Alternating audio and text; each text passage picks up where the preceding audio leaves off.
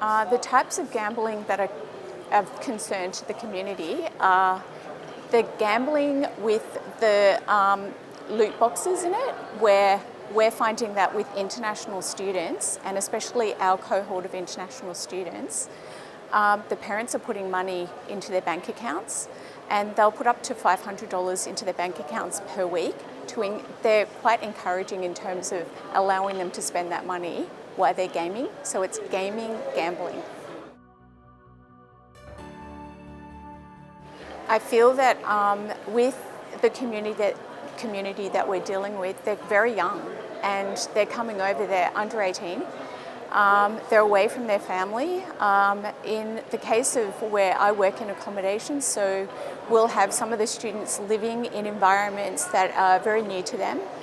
They're living in a completely different culture, and they're they've got the gaming sort of situation going on, and it's something that they feel really comfortable with, and it's helping them to maybe feel more comfortable within themselves, but unfortunately it has a more broader impact on the rest of the household.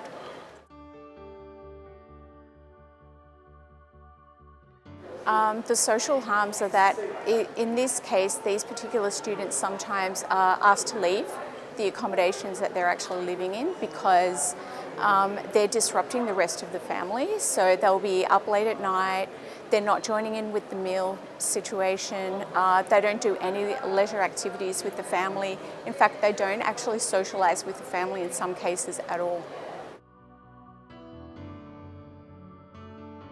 The internet has had a significant impact with international students because it's everywhere, it's prolific. Every time that they go online, it's pretty much flashing up on their screens. It's just a click button away, so it's just really scary how accessible it actually is.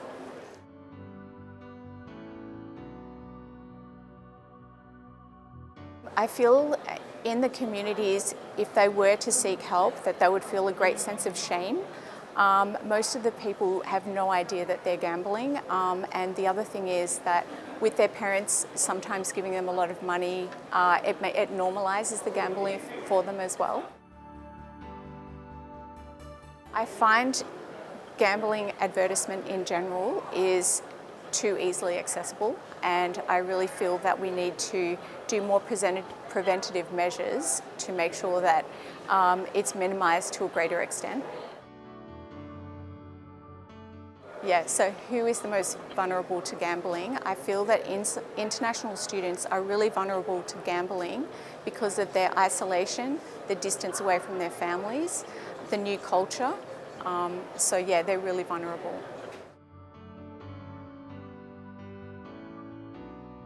The most effective ways to minimise gambling harm in Melbourne, in Australia, is to stop all the marketing, the advertising, minimise it to a greater degree, and it's just too accessible in too many different social media, TV, every form of communication that you can get, so minimising that would be really helpful. I think the main social harms is the impact that it has on the people around you, the impact that it has on yourself, but it's also the impact that it has on others. So the fact that you're not going out, you're not meeting, you're not connecting with other people, you're feeling more isolated.